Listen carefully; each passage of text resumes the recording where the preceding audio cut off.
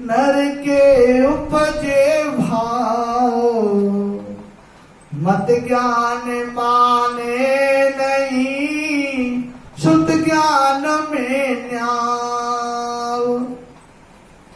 महाराज से समझा रहे हैं, मन से ज्ञान करने वाले इस ज्ञान को नहीं मानते। शुद्ध ज्ञान से ही उस पद की ज्ञान की प्राप्ति होती है, यही न्याय है। अवध ज्ञान से लाखों को उसकी मालूम पड़ जाती है। मन परिचय ज्ञान में जो मन चाहता है वही कर सकते हैं। केवल ज्ञान की यही परीक्षा होती है। जैसे अमर फल खाने से शरीर अमर हो जाता है, ऐसे केवल ज्ञान को धारण करने से आत्मा परम पद में जाकर के समाती है। महाराज साहब फरमाते हैं, इस ज्ञान की जानकारी के बिना मनुष्य के कितने ही वर्ष बीत जाते हैं।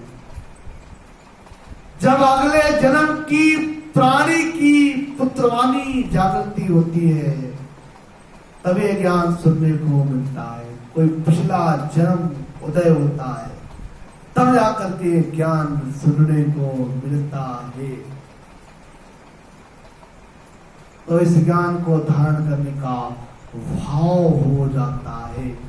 जब तक पुराने पुण्य नहीं जाग रहे, पिछले कर्म नहीं, कर्म वाले आ रहे हैं, तो महाराज साहब फरमाते हमारे ज्ञान में समझ नहीं आ रहे। कोई पिछले पुण्य होते हैं तो मेरे ज्ञान को कोई समझता है। इस प्रकार महाराज साहब ने इति श्री विठ्ठल राव का संवाद संपूर्ण हुआ।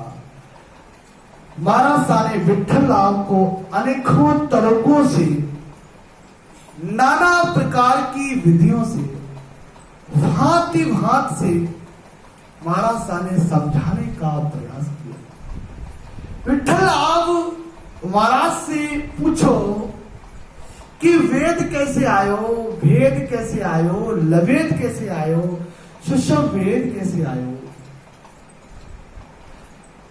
विठ्ठल आपका संवाद कोई जन थे से सुन लेवे तो महाराज साहब फरमाते हैं उसका भाव ही बदल जावे। बोलो दिन बोलो दाता दरियावली महाराज ने दिनो, चतुरु शुक्राम जी महाराज ने।